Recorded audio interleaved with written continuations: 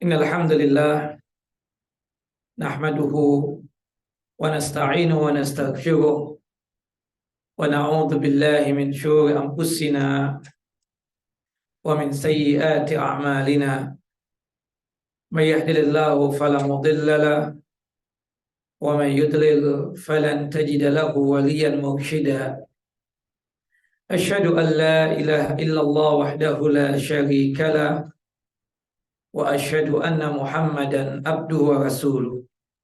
ولقد قال الله تعالى في القرآن العظيم يا أيها الذين آمنوا اتقوا الله حق تقاته ولا تموتن إلا وأنتم مسلمون وبعد وبسخر صدري ويسر لي أمري واحلل عقدة من لساني يفقهوا قولي اللهم انفعنا بما علمتنا وعلمنا ما ينفعنا وزدنا علما اللهم إنا نعوذ بك من زوال نعمتك وفجأة نقمتك وتحول عافيتك وجميع سخطك اللهم إنا نعوذ بك من جهد البلاء ودرك الشقاء وسوء القضاء والشماتة الأعداء اللهم إنا نعوذ بك من عذاب جهنم ومن عذاب القبر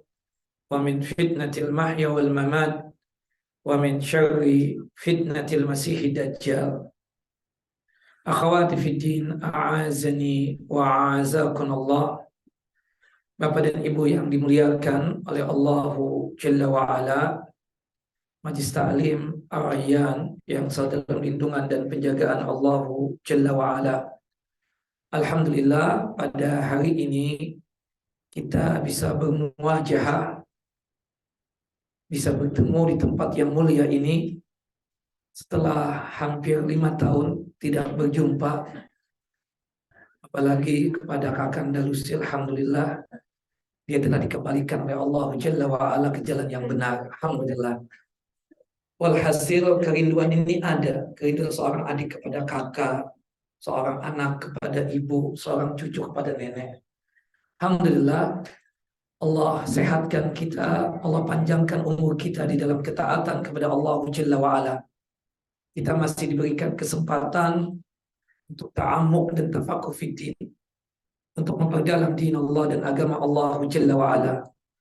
Dan ini adalah satu kenikmatan yang sangat luar biasa yang kita dapatkan.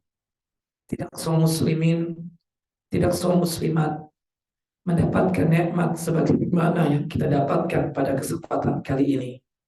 Doa kita dan harapan kita kepada Allah Jalla wa'ala, semoga apa yang kita lakukan ini terhitung sebagai amal soleh kita dan terhitung sebagai mizan hasanat kita, timbangan amal kebajikan kita ketika kelak terjadinya pengadilan Allah Jalla wa'ala di padang mahsyar.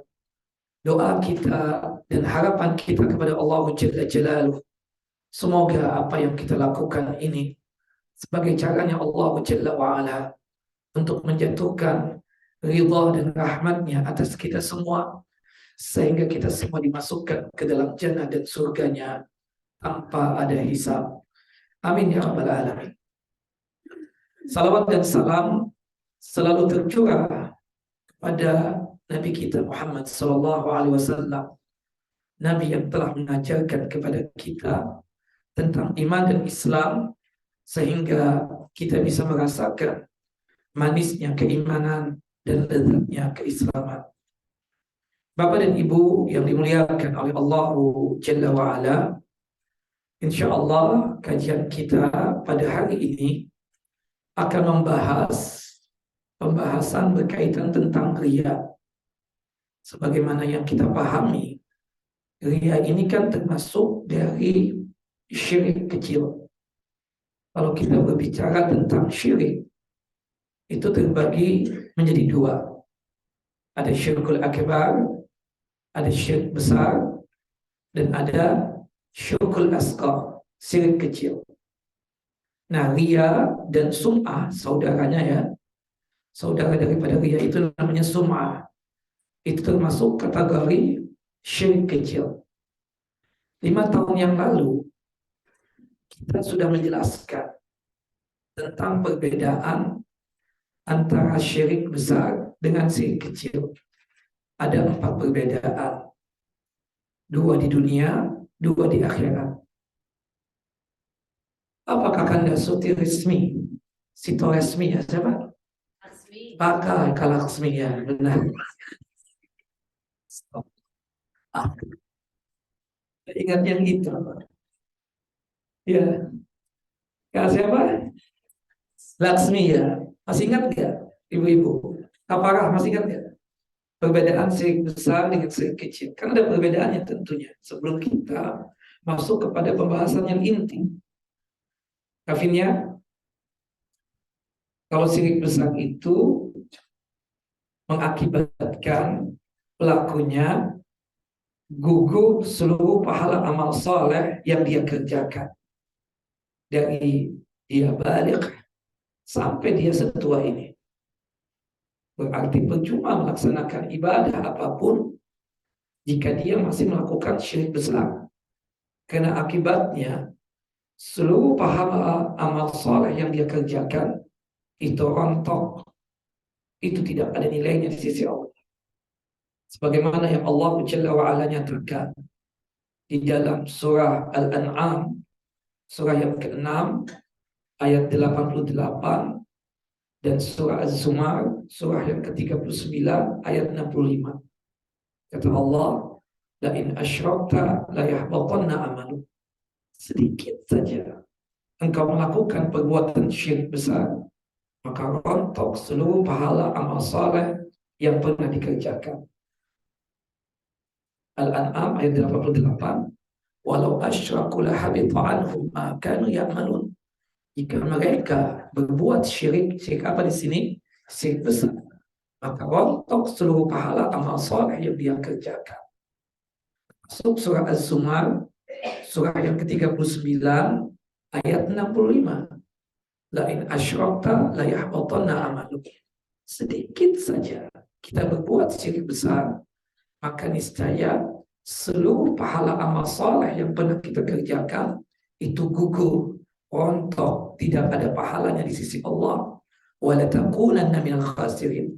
Dipastikan seseorang yang melakukan syirik besar tersebut termasuk orang-orang yang merugi. Nah, tidak dengan syirik kecil. Kalau syirik kecil itu yang rontok cuma sebatas amalan yang disisipi dengan syirik kecil. Contohnya riya. Tadi di luar masjid dia bersedekah 100.000 perak, ikhlas karena Allah. Ketika masuk ke masjid bersedekah juga 500.000, tapi riya. Yang tidak diterima yang mana? Cuma yang riya tadi saja. Sedangkan sedekah yang pertama, berhubung dia ikhlas, tetap diterima oleh Allahu Jalla wa'ala. Jelas perbedaannya, ibu-ibu, berkaitan dengan syirik besar dengan syirik kecil. Kemudian perbedaan yang kedua antara syirik besar dengan syirik kecil. Kalau syirik besar itu bisa mengakibatkan batalnya 2 kalimat syahadat kita, batalnya keimanan dan keislaman kita. Bisa jadi murtad setelah iqamatul hujjah, setelah kita berikan nasihat kepadanya, setelah kita menghilangkan subhat-subhat yang ada pada dirinya, tapi tetap melakukan syirik besar. Itu bisa apa? Membatalkan keimanan, bisa membatalkan keislaman, bisa membatalkan 2 kalimat syahadat.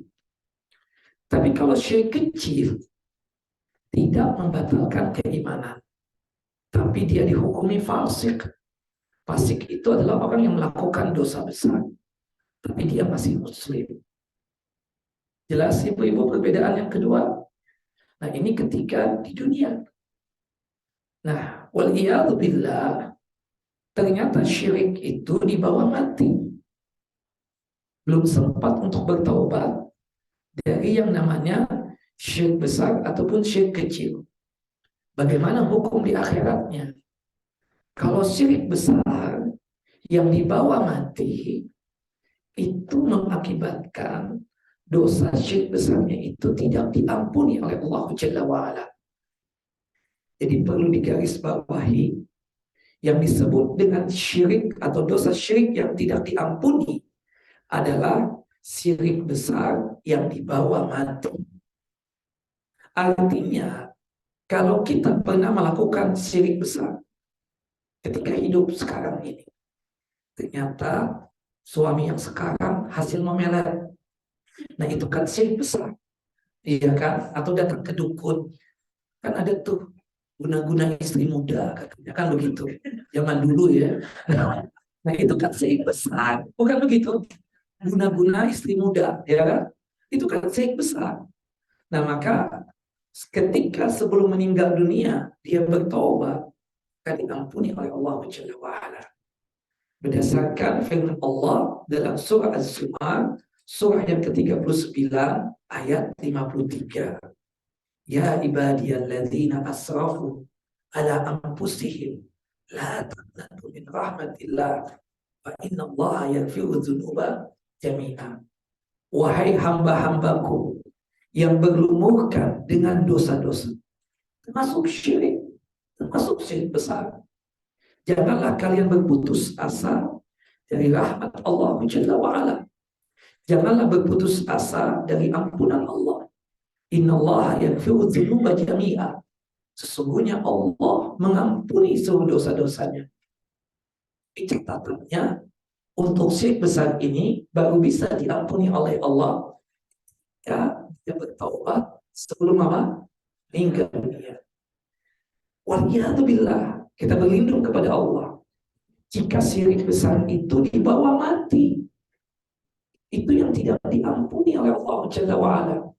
Meninggal dunia, belum sempat untuk bertaubat, dari sukanya dia datang ke kuburan, cari wangsit, bertawassul dengan al-kubur, berdoa dengan al-kubur. Meninggal dunia, belum sempat untuk bertaubat, dari sukanya dia datang ke dukun, peramal dan paranormal. Meninggal dunia, belum sempat untuk bertaubat, dari sukanya dia mengumpulkan benda-benda yang diyakini ada keramatnya.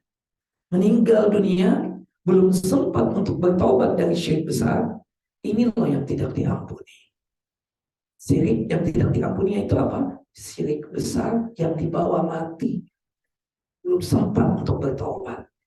Sebagaimana yang Allah Jalla wa'ala nyatakan di dalam surah An-Nisa, surah yang keempat, dua kali Allah menyebutkan ayat 48 dan ayat 116. Ayat 48 dan ayat 116. Innallaha la yaghfiru an yushraka bihi wa yaghfiru ma duna dzalika liman yasha. Sesungguhnya Allah tidaklah mengampuni dosa syirik. Dosa syirik yang bagaimana ini, Bu? Syirik besar yang bagaimana juga? Yang dibawa mati. Yang dibawa mati. Artinya syirik besar yang dibawa mati. Tapi kalau misalnya kita bertaubat sebelum meninggal dunia, diampuni tidak? Diampuni. Surah apa tadi? Az-Zumar ayat 53. Nah, itu syirik besar yang dibawa mati tidak diampuni. Adapun syirik kecil, itu hukumnya apa?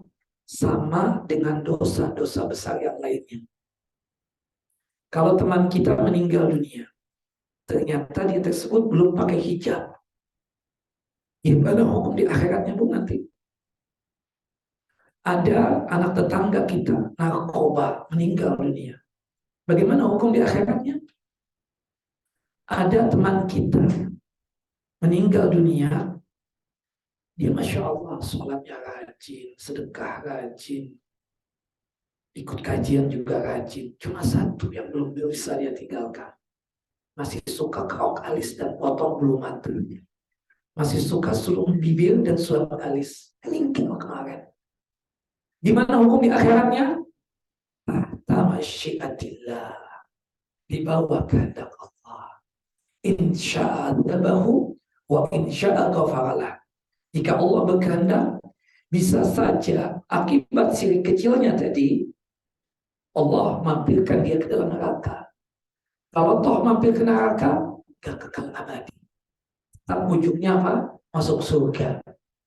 Tapi jika Allah Jalla wa'ala berkehendak, bisa saja Allah Jalla wa'ala langsung mengampuni dosa-dosanya. Jadi teman kita yang kemarin meninggal dunia, yang belum pakai hijab, yang masih kerok alis, masih sulam bibir, gimana hukum di akhiratnya? Tahta masyiatillah. Masih ada harapan diampuni enggak? Masih ada harapan. Maka kebetulan kita bestinya, soulmate-nya, teman dekatnya, tolong doakan beliau. Allahumma ighfir laha warhamha wa'afi wa'fu anha wa aqim nuzulaha.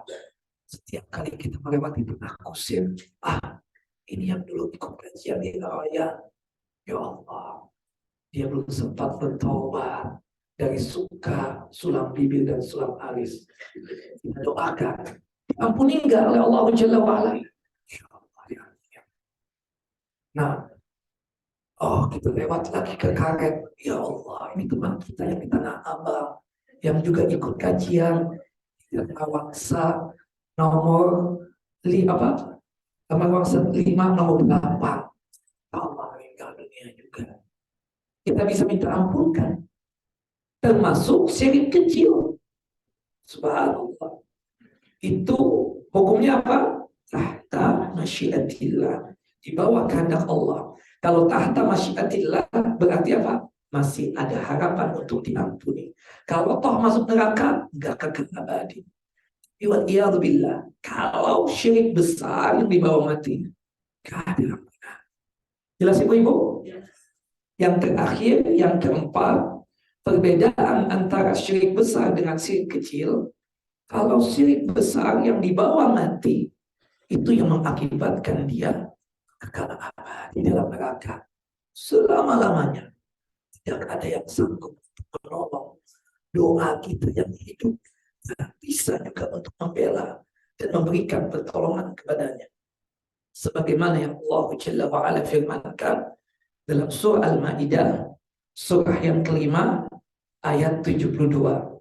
Surah Al-Ma'idah, surah yang kelima, ayat 72. Innahu man yushrik billahi faqad haramallahu alaihi al-jannah wa ma'wahu an-nar wa ma lidh-dhalimin min ansar. Barang siapa yang meninggal dunia karena kekufuran atau dikarenakan membawa kesyirikan, terutama syirik besar, maka Allah haramkan surga untuknya dan tempatnya api neraka, kekal abadi di dalamnya, dan tidak ada yang sanggup untuk menolongnya. Nah, tidak dengan syirik kecil. Kalau syirik kecil itu, ya kalau toh masuk neraka, tidak selama-lamanya. Pada ujungnya nanti apa? Allah keluarkan dia dari neraka dan dimasukkan ke dalam jannah. Nah, ini sebagai mukadimah ya, untuk refresh, untuk menyegarkan ingatan kita 5 tahun yang lalu apa 6 tahun yang lalu itu di Dharmawan 5 nomor 8 ya kalau nggak salah ya, yang depan apartemen itu loh. Nah, Allah a'lam bishawab. Ya hafal lah. 2018 sampai 2019 terakhir kita ya. Alhamdulillah sehat semua. Alhamdulillah. Nggak ada yang duluan kan? Nggak ada kan? Belum kan? Nah, alhamdulillah. Ibu-ibu yang dimuliakan oleh Allah Jalla wa'ala, kita masuk kepada pembahasan kita ini. Kalau kita berbicara ria, ada kaitan-kaitannya yang akan kita bahas. Yang pertama yang kita akan bahas hukum ria. Yang kedua yang akan kita bahas amalan yang terkontaminasi dengan ria,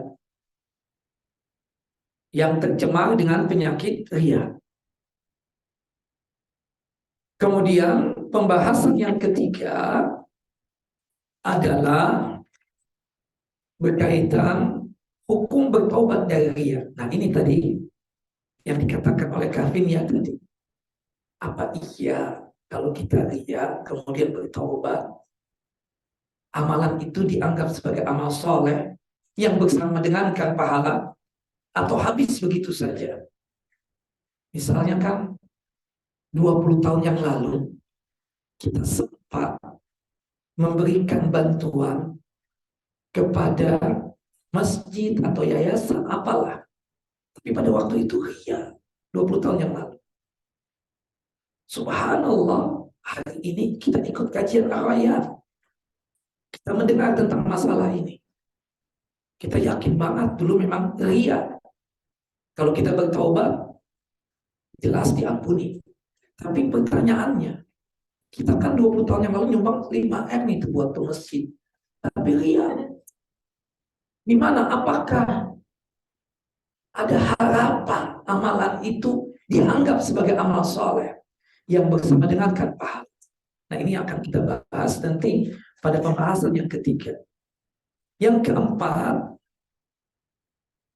perkara yang disangka ria, padahal bukan ria. Nah, kan banyak ria nih orang, padahal enggak. Nanti kita akan jelaskan juga. Yang terakhir, biasa dong meminta perlindungan kepada Allah. Bagaimana cara menghindari penyakit ria? Cukup ya 5 pembahasan. Tadi mukadimah sudah, kemudian ta'aruf sudah, saling kenal kan sudah. Alhamdulillah. Setelah 5 tahun lupa. Kemudian, nah 5 pembahasan ini kita akan bahas, insya Allah jam 11:30 selesai seluruhnya. Yang pertama, hukum ria. Ria ini kita katakan hukumnya adalah haram dan dosa besar. Bahkan kategorinya termasuk dosa paling besarnya dosa besar. Jadi kan dosa secara umum terbagi menjadi 2. Ada as-shaghair, dosa besar. Ada al-kabair, dosa besar. Ada as-shaghair, dosa kecil. Nah, al-kabair ini Ibu terbagi menjadi 2 lagi. Ada akbarul kabair, ada dosa paling besarnya dosa besar. Ada juga al-kabair, cuma sebatas dosa besar saja. Nah, syirik itu kategorinya dosa apa? Paling besarnya dosa besar. Termasuk syirik kecil kan? Makanya kata Nabi SAW di dalam satu hadis yang sahih, ala unabbi'ukum bi akbaril kabair. Ala unabbi'ukum bi akbaril kabair. Maukah aku sampaikan kepada kalian dosa paling besarnya dosa besar? Apa disebutkan oleh Nabi apa? Al-isyraku billah. Melakukan dosa syirik. Nah, termasuk syirik meskipun adanya itu kecil, masuk ria. Jadi hukumnya haram dikarenakan itu adalah dosa paling besarnya dosa besar. Kenapa? Dikarenakan 2 alasan. Ya. Yang pertama, kenapa ria itu dikatakan dosa paling besarnya dosa besar? Dikarenakan itu perbuatan dosa syirik. Yang kedua alasannya, dikarenakan banyak sekali ayat-ayat dan hadis Nabi SAW yang mengancam pelaku perbuatan ria ini. Di antaranya disebutkan di dalam hadis Abu Hurairah, hadis yang dikeluarkan oleh Al-Imam Muslim dalam kitab Sahih beliau pada nomor hadis 1905. Manusia yang termasuk pertama kali diadili oleh Allah Jalla wa'ala adalah siapa? Para pelaku ria. Yang dia membela Islamnya nggak ikhlas, ria. Cuma sekedar ingin apa? Dipuji dan diagungkan oleh manusia. Menuntut ilmunya juga karena apa? Ria. Termasuk juga jadi alim, ria juga. Termasuk bersedekah, ria.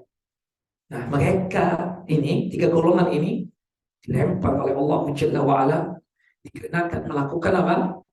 Perbuatan ria ketika hidup di dunia berkaitan dengan amal ibadahnya.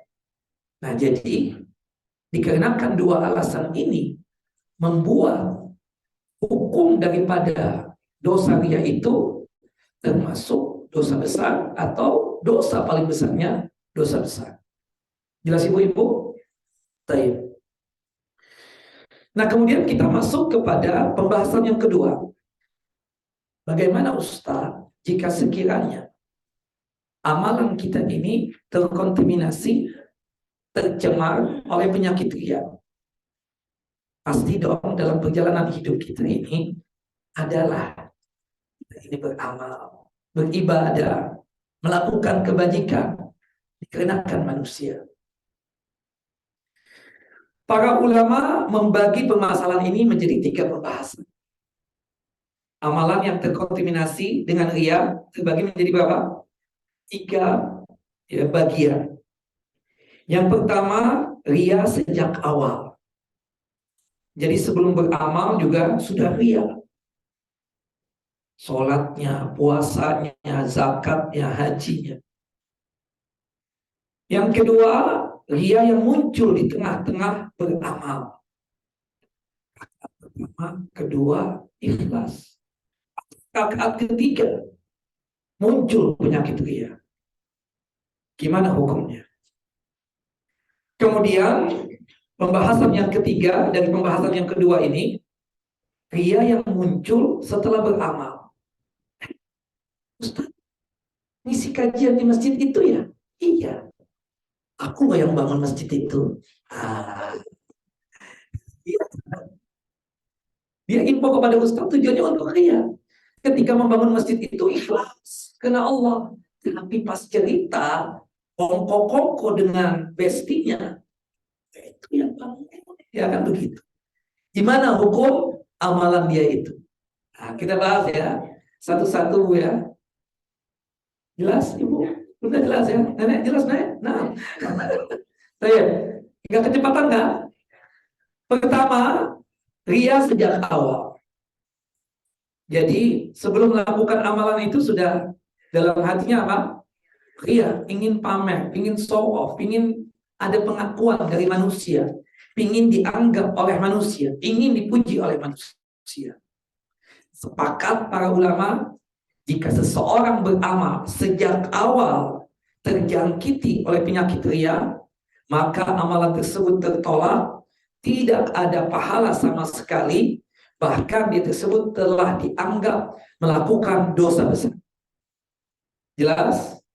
Jika seseorang beramal, beribadah, sejak awal beramal dan beribadahnya muncul penyakit riya, sepakat para ulama amalannya tersebut tertolak, tidak ada pahalanya, bahkan dia tersebut terjerumus ke dalam dosa besar.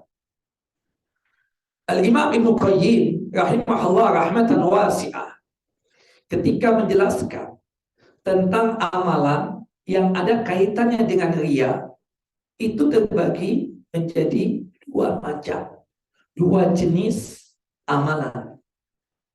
Pertama, amalan yang satu kesatuan, artinya saling berhubungan satu dengan yang lainnya. Contohnya seperti ibadah sholat, bukan begitu? Itu amalan yang satu kesatuan. Nah, bisa saja kan ada pertanyaan, Ustaz, memang di awal sholat kita riya, tapi pas masuk rakaat yang kedua kita ikhlas. Gimana amalannya tersebut? Nah, kata Al-Imam Ibnu Qayyim rahimahullah rahmatan wasi'ah, berhubung amal ibadahnya itu adalah amal satu kesatuan, meskipun di rakaat kedua, ketiga, keempat ikhlas, tapi ketika di awal sebelum takbiratul ihram dia sudah riya, maka amalannya tertolak. Karena dia ibadah apa? Ibadah yang satu kesatuan. Nah, ada ibadah yang kedua yang tidak satu kesatuan. Seperti apa? Sedekah. Tadi di luar masjid sedekah ikhlas. Serat apa? Jadi ketika di luar masjid dia sedekah riya. Karena ada sohibnya, ada temannya. Dia bersedekah riya. Tapi ketemu lagi dengan orang di masjid, dia sedekah ikhlas. Nah, berhubung sedekah ini bukan satu kesatuan, Nggak ada kaitannya antara sedekah satu dengan sedekah yang kedua. Maka yang tidak diterima yang mana? Yang pertama saja. Yang pertama tadi dia sedekahnya ria. Sedangkan yang kedua dia ikhlas, maka tetap apa? Diterima. Jelas Ibu? Nah, tapi kalau sudah berkaitan dengan ibadah yang satu kesatuan, maka kita katakan itu yang membuat ibadahnya apa? Tidak diterima. Karena memang dari awalnya dia sudah ria. Jadi meskipun di rakaat yang kedua, rakaat ketiga, rakaat yang keempat, dia tersebut ya ikhlas, maka tetap tidak diterima. Nah, kalau kita mendapatkan kondisi seperti itu, subhanallah, ketika sebelum sholat, ada orang yang kita bangga-banggakan di dunia ini. Kita lihat sebelum sholat nih, sebelum takbiratul ihram, pas rakaat yang kedua dapat hidayah kita. Ya Allah, anak ria nih. Ngapain Anda memamerkan amal ibadahnya kepada si fulan? Apa yang dia lakukan? Dia teruskan, gak ada manfaat. Maka yang dia lakukan cara yang kedua, dia batalkan sholat. Dia pisah, dia mundur, dia cari tempat yang lain, gak di samping si fulan. Iya kan? Anggaplah sebagai batal sudah. Karena dia dari awal membangun ibadah salat itu apa? Iya. Maka meskipun di rakaat kedua, ketiga, keempat ikhlas, gak bisa nolong. Maka satu-satunya cara untuk menolong ketika sadar tadi, batalin aja di sholat. Mulai dari apa? Ikhlas dengan takbiratul ihram di awal tersebut. Jelas Ibu? Ini ria yang sejak awal. Jelas Ibu? Kemudian ria yang muncul di tengah-tengah beramal. Awalnya ikhlas. Dari takbiratul ihram ikhlas. Pas masuk di rakaat yang ketiga, ada sohibah kita nih yang kita banggakan di dunia ini. Muncul penyakit ria tadi. Agar kita dipuji oleh dia. Atau dianggap oleh dia. Kalau kita lawan, pas sudah muncul ria. Setelah itu, dia lawan. Stop. Dalam hatinya begitu. Maka sholatnya tetap apa? Diterima. Tapi kalau dia menikmati penyakit rianya yang muncul di rakaat yang ketiga sampai selesai, gimana tentang sholatnya itu? Diterima atau tidak diterima? Ada dua pendapat. Pendapat yang pertama mengatakan tidak diterima. Kenapa? Karena ibadah sholat itu ibadah yang satu kesatuan, yang ada kaitannya dengan yang pertama, kedua, ketiga, dan keempat. Itu pendapat siapa? Al-Imam Ibnu Qayyim rahimahullah rahmatan wasi'ah. Tapi kalau ibadahnya itu bukan ibadah yang satu kesatuan seperti sedekah, maka tidak mengapa. Ya. Jadi kalau sekiranya sedekah yang pertama ikhlas, sedekah yang kedua tidak ikhlas, ria, maka sedekah kedua doang yang tidak diterima. Itu pendapat siapa? Al-Imam Nuqayyim. Tapi ada pendapat yang kedua. Pendapat Imam Ahmad bin Hanbal. Dan pendapat Al-Imam Ibnu Jarir At-Tabari. Yang dinukil oleh Al-Imam Hasan Al-Basri. Bahwasanya orang yang membiarkan ria terus-menerus dan dia menikmati ria tersebut sampai selesai dia beribadah, tetap mendapatkan pahala dari ibadah yang dia kerjakan. Karena yang menjadi patokan, yang menjadi tolak ukur dalam beribadah, niat awal seseorang dalam beribadah. Jadi menurut pendapat yang kedua, amal ibadahnya itu tetap diterima. Dikarenakan tolak ukur dalam masalah beribadah itu yang penting apa? Awalnya ikhlas. Kan dia membangun tadi ikhlas, bukan begitu? Rakaat pertama, rakaat yang kedua. Tapi pas muncul rakaat yang ketiga, dia ria. Dan dia menikmati betul sampai rakaat yang terakhir. Menurut Ibnu Qayyim, sama, gak diterima. Kecuali kalau ibadah yang bukan satu kesatuan, Tapi kalau pendapat yang kedua, pendapat dari Al-Imam Ahmad, kemudian Al-Imam At-Tabari, termasuk Al-Imam Hasanul Basri, itu tidak diterima. Karena tolak ukurnya apa? Kita katakan di awalnya ikhlas. Dari dua pendapat ini, yang benar yang mana? Wallahu a'lam. Saya lebih condong kepada pendapat yang kedua. Karena ini lebih mudah buat kita. Bukan begitu? Lebih mudah dong buat kita. Namanya manusia kan kadang ada dong. Ada kabinnya nih, ada Lucy, ada Farah, ada Laksmi, iya kan? Subhanallah, dilawan nggak bisa juga. Tapi di awal kita ikhlas. Wallahu a'lam. Dan pendapat mayoritas ulama kafirnya iya. Kenapa? Karena kita sebagai manusia itu lemah. Ya, rakaat pertama ikhlas, rakaat yang kedua ikhlas, rakaat ketiga mungkin ikhlas. Atau rakaat keempat datang orang di samping kita. Muncul dong. Kalau kita bisa melawan, alhamdulillah. Ini kata-kata kita lemah. Nggak bisa melawan. Lagi ibu senang dong dipuji. Kamu ya, aku ingin belajar deh. Yang ngomong nih orang yang dia banggakan, bisa aja jauh. Ya kan begitu ngomongnya. Nah, saya lebih contoh apa? Pendapat yang kedua. Ya, tentunya kita berharap dari rakaat per rakaat sampai rakaat terakhir ikhlas. Tapi kan kadang muncul itu. Iya kan? Ria itu kita lawan nggak bisa nih. Tetap kita menikmati banget gitu loh. Nah, bagaimana? Ada pahalanya nggak masih sholatnya itu? Wallahu a'lam, insya Allah masih ada pahalanya. Karena tolak ukurnya apa? Di awal kita ikhlas. Wallahu a'lam bishawab. Namun yang lebih utama adalah seseorang harus selalu berusaha menghindarkan dirinya dari ria dan melawan penyakit ria tersebut jika sekiranya muncul di tengah-tengah ibadah. Kita lawan. Kita berusaha untuk melawan. Wallahu a'lam bishawab. Jelas Ibu-ibu?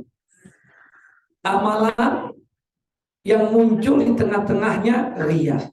Jadi ada dua pendapat tadi, pendapat yang rajih, pendapat yang kedua. Wallahu a'lam. Tetap diterima amalannya, tapi memang berkurang nilai pahalanya. Kemudian yang ketiga nih, ria yang muncul setelah beramal. Kan kadang kita kan cerita tuh haji kita, cerita tentang tahajud kita. Ya, tapi alhamdulillah sekarang enggak. Waktu awal-awal kajian, kata tahajud diinfokan ke kita. Jam 2 nih. Pikir ada yang meninggal. Ayo dong tahajud. Silakan Bu, silakan Tam, tahajud deh. Maksudnya kan apa? Membangunkan orang malam-malam. Kecuali kalau dipesami, bangunkan aku ya, kalau ingin tahajud dan seterusnya. Tapi kalau jam 2 WA ke grup itu, apa Bu kalau bukan ria? Enggak tahu gitu, tapi kan jelaslah. Tanda-tandanya itu ada, paling enggak besok. Masya Allah ya, anti Masya Allah banget ya tadi malam bangun. Nah ya kan seperti itu paling tidak. Meskipun jam 2 itu nggak ada yang nyaut, pada ngolong semua kan. Tapi besok harinya itu dia Masya Allah ya, Masya Allah. Nah di situ bahayanya. Seperti misalnya nih, kita ikhlas di masa lalu itu, bangun masjid ikhlas, membangun pesantren, ya kan, membangun apapun, termasuk kita haji dan seterusnya. Nah yang sering ya yang terjadi ya itu biasanya begini, yang sebagaimana saya contohkan. Ada di antara ibu-ibu itu yang tanya, katanya Ustadz isi kajian di masjid itu ya? Oh iya, benar tuh. Itu masjid bagus banget, Masya Allah. Ya, lampu-lampunya itu kalau isi kayak kita itu dihangatkan oleh lampu-lampu itu. Ada yang bangun tak? Hah? Masya Allah, ya. Nah, ibu info ke aku itu dalam rangka apa? Ria. Nah, itu diserang dengan istilah apa? Sum'ah. Sum'ah itu ingin diperdengarkan. Dia telah melakukan amalan ini, amalan itu. Seperti orang cerita haji itu. Alhamdulillah waktu haji kemarin aku dimudahkan segalanya. Gitu kan? Awal enak dan seterusnya. Dia enggak cerita. Iya dong. Kayak mungkin dia ikhlas. Tapi kan ada dong godaan-godaan itu. Kayaknya dia seperti wali Allah banget gitu loh. diantarkan.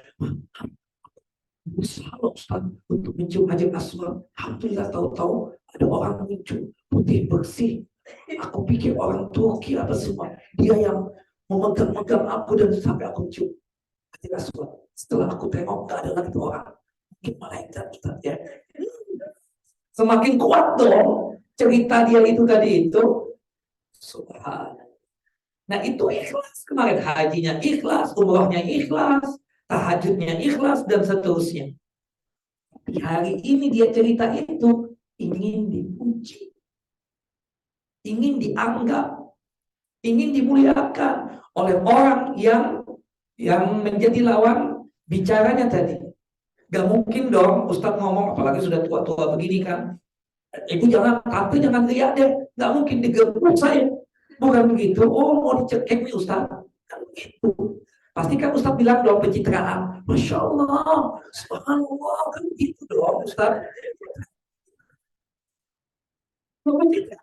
Masya Allah, dalam hati sih, oh, ngapain pakai cerita ini sama kita? Loh iya dong, itu yang ada gitu loh. Nah, pertanyaannya, dia kan hari ini sum'ah, ria tadi. Gimana tuh amal ibadahnya yang di masa lalu yang ikhlas itu? Apakah rontok seketika nggak ada pahalanya? Atau masih ada pahalanya?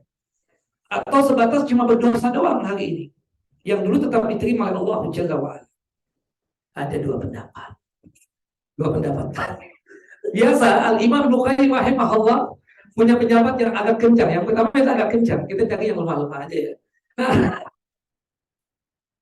Imam Bukhari mengatakan ketika kita cerita hari ini berkaitan dengan amal ibadah kita di masa lalu yang ikhlas-ikhlas tadi itu, subhanallah, kita katakan ya, kata Al-Imam Qayyim, rontok dan gugur pahala amal solehnya seluruhnya. Itu pendapat siapa? Al-Imam Ibnu Qayyim. Nah, beliau bertentangan dengan guru beliau namanya Syekh Islam Ibnu Taimiyah. Kata Syekh Islam Taimiyah menyebutkan bahwasannya amal ibadah yang dikerjakan di masa lalu yang ikhlas itu tetap diterima oleh Allah Jalla wa'ala. Meskipun hari ini dia bercerita dalam keadaan ria. Jadi sebatas dia dosa hari ini saja. Dikarenakan dia sum'ah atau ria berkaitan dengan amal ibadah yang dia kerjakan di masa lalu. Nah, Allahu a'lam, dari sini pendapat yang benar yang mana? Yang benar. Ya kan? Seperti itu. Artinya Allah Jalla wa'ala maha baik. Ya kita kadang kelepasan tuh. Jangankan ibu-ibu, ada ustadz juga kadang. Itu Ar-Rayyan tuh, aku loh yang merintis. Aku dari awal, sejak pertama kali Ar-Rayyan masuk pembina di situ. Benar nggak dengar omongan itu? Subhanallah, yang ribut-ribut nih biasanya kan kalau dari awal tuh bangun pesantren tuh ustadz antar ustadz kayak saudara sekandung banget udah banget. Tapi ketika sudah maju tuh pesantren atau satu yayasan itu maju sudah berantemnya ada tuh pasti. Nah, ketika berantem itu mulai dong cari pendukung, ya kan? Kayak calon-calon itu kan, cari pendukung dong. Nah, kalau sih aku begini seperti Solimia saja. Aku Ustaz yang merintis itu, aku sampai ngangkat-ngangkat bapak loh. Itu ditakan semua itu. Ya kan, bagaimana tuh? Start udah dari start. Udah, kalau antum cerita. Kalau sama-sama Ustaz kan enak ngomongnya. Tapi kan ibu-ibu nggak mungkin dong. Ibu-ibu ini kan berusaha untuk jadi kakak yang baik atau jadi tante yang baik. Udahlah keponakanku, sudah, insya Allah ya, insya Allah baik semuanya. Kalau yang curhatin Ustaz, udah detat cari yang lain deh. Kan seperti itu. Enak ngomongnya kan seperti itu. Nah, bagaimana tentang amalan di masa lalu itu? Insya Allah masih diterima Allah Jalla wa'ala. Meskipun hari ini dia berkeluh kesah, sekaligus juga ada ria dan sum'ahnya. Karena kalau orang sudah marah kan, pasti terbongkar semua kan, muncul segala-galanya. Seperti kita ngasih bantuan sama kerabat dan keluarga kita. Tahu-tahu dizolimi kita. Bukan begitu. Nah, itu pernah terjadi dengan siapa? Dengan Abu Bakar As-Siddiq radhiyallahu anhu. ketika terjadi fitnah yang sangat luar biasa kepada Ibunda Aisyah, dituduh berzina dengan Sofwan bin Mu'attal. Nah, ada keponakannya Abu Bakar As-Siddiq, namanya Usasah. Ya, dia tersebut sepupu dari Ibunda Aisyah. Nah, ibunya Usasah ini keceplosan ngomong. Ketika terpleset, kok melaknati anaknya sendiri. Ibunda Aisyah kaget loh. Kenapa tante kok melaknati anak sendiri? Ada apa dia itu? Kata dia, aku nggak jadi ngomong. Enggak, ada apa? Oh, Usasah bilang kamu berzina dengan Sofwan bin Mu'attal. Aduh, kata Ibunda Aisyah, pantas Nabi Muhammad bersikap dingin kepadaku. Gak mau ngajak ngomong sama aku. Muhammad manusia. Istri dituduh berzina kan? Ada perasaan gak enak juga. Manusia. Iya kan? Ya Allah, ini gara-garanya. Kenapa suamiku Nabi Muhammad SAW gak mau ngajak ngomong? Aku sakit, biasanya ditanya, biasanya dilayani. Ini biasa-biasa aja. Ini sebabnya. Abu Bakar dengar, ini Usasa, keponakan yang disantuni. Disantuni hari-hari. Malah satu barisan dengan orang-orang munafik. Menurut ibu, wajar gak yang dilakukan oleh Abu Bakar? Dia hentikan bantuan. Sangat wajar. Tapi dari Muhammad Nabi, ini istrinya yang difitnah. Jangan bantu aku. Jangan engkau hentikan bantuannya. Nasihati saja dia. Datangi dia. Jangan sampai berbuat seperti itu. Sakit hati lah. Keponakan sudah dianggap kayak anak. Subhanallah, kita cukupi segala-galanya. Terucaplah omongan, ya Rasulullah, ya Rasulullah. Ini Aisyah yang dia rindukan. Kurang apa aku dengan dia? Itu kan biasa. Bahasa Ustaz juga begitu ya. Bahasa ibu apa lagi? Saya pikir deh, Ustaz. Pikir deh. Aku sudah sekian lama berumah tangga dengan dia. Dari dia kerek, gembel, Ustaz. Tahu-tahu sudah maju begini, dia buka pos lagi, Ustaz. Sakit gak hati, Ustaz? Iya kan tuh ibu-ibu kan? Ya Allah. Nah, kita kan jadi pendengar setia aja. Iya, iya, iya, iya. Jangan, iya, iya, iya, betul. Iya kan? Nah, jadi, perbuatan baik itu kadang muncul pada saat kita nggak sadar tuh. Entah karena kita lihat atau karena kita marah itu. Seperti itu. Allah, ya kan? Yang sering marah ya. Seperti itu. Nah, kalau cuma sekedar untuk mengingatkan aja, marah tadi insya Allah nggak ada apa-apa tuh. Ya wajar aja. Ketika bilang kita kafarah, aku nih kafarah, bukan mau ngikutin, ya ikut campur nih. Farah kenal sama si ini, iya keponakanku. Benar kafarah nggak bantu dia? Astagfirullah, akan teriak muda tuh. Ustaz tahu nggak? Mau diceritain semua detailnya, apa semua ininya dari, ya kan? Karena emosi kan, bukan ria itu. Nah, kalau yang ini ingin diakukan kan seperti itu. Wallahu a'lam bisa dimuliakan dan seterusnya. Nah, maka oleh sebab itu pendapat yang kedua, Allahu a'lam jadi pilihan, lebih mudah buat kita. Bahwasannya amalan di masa lalu yang ikhlas tetap berpahala. Tidak gugur dan runtuh dikarenakan kita hari ini menceritakannya kepada orang lain untuk maksud apa? Ria. Wallahu a'lam bisa. Jelas Ibu? Selesai kita dari pembahasan yang kedua. Kita masuk kepada pembahasan yang ketiga. Hukum bertaubat dari ria. Sepakat para ulama, jika seseorang bertaubat dari penyakit ria, maka dipastikan ya taubatnya diterima oleh Allah Jalla wa Ala dengan catatan dia ikhlas bertaubatnya. Nah, kemudian timbul pertanyaan, kalau sudah taubat dari penyakit ria di masa lalu itu, bagaimana tentang kondisi amal ibadah yang dia kerjakan di masa lalu tersebut? Apakah jadi amal soleh yang bersama dengan pahala, atau sama sekali enggak jadi amal soleh? Artinya dia nggak dapat apa-apa, karena memang dia membangunnya amalan tersebut dulunya apa? Di atas ria. Nah, ada dua pendapat juga. Pendapat yang pertama biasa dong. Nah, Ibnu Qayyim rahimahullah rahmatan sudah paham tuh. Ya. Beliau menyebutkan bahwa seseorang yang bertaubat dari penyakit ria, dia diterima taubatnya.